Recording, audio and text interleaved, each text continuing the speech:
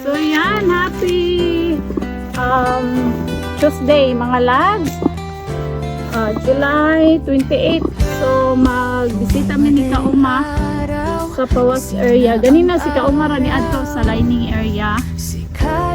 Inabot ni adto dito ang among RC160. So karon diri na punta sa atong RC 216. Ayan, RC216 wala ko ng jacket kaya binang wala na init. Mas ka naman po dahil inita. Nawala po dito nagkalong pag kumain. Nagtuura po kung wala na init. Sige, okay ra na. So ayan. So i-update muna mga lads. RC216. So mas yan. Good day. Tapos sa Kauma area. Ay ka-labs kanya ni ay. So ayan.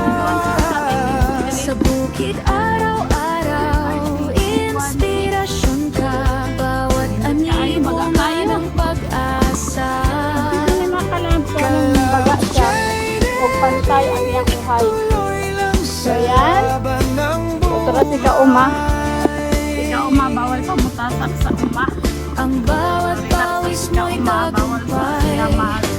Tamak o lapo. Yan. So dito ta. Ganyan na nga to ang RC216 no. Muna siya kay Tatay Tibbs. Nakita ninyo po. Grabe kapantay ang uhay nga ni gawa mga labs. So dito pa ta padulong sa labs area. So yan pa baktas pa ta pasulod. Agian sa nato ang area ni Tatay Tibbs ay hato dito sa labs area.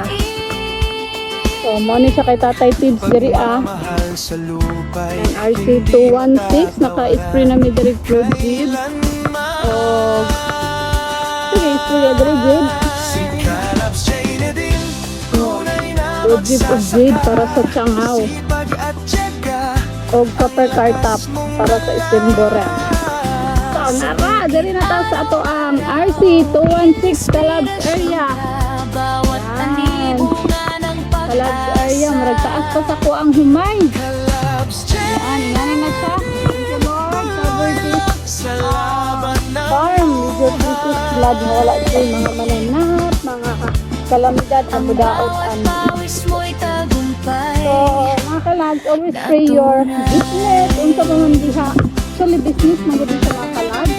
So, lang gud nato walan kanang nagpag-ampo ang ato ang mga tanom.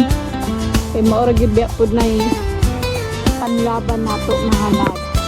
So yan, wala na among RC216 naka jade o naka super car top na ni sa off-road jeep mga labs.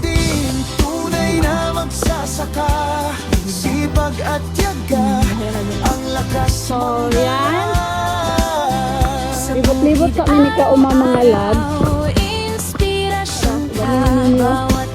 Kaya nara kay Tatay Tibbs, baga pag kaayo ay kami ito'y nag-atiman anak mga labs. Tripod, ano diri.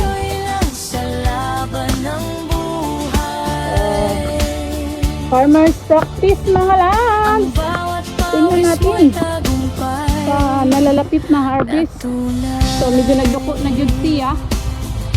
So muna ni siya ato ang RC216. So happy farming mga labs. Nagapahubas na mi pero sigig uwan tagagabi pero laban lang mga ka-farmers. And happy farming, love.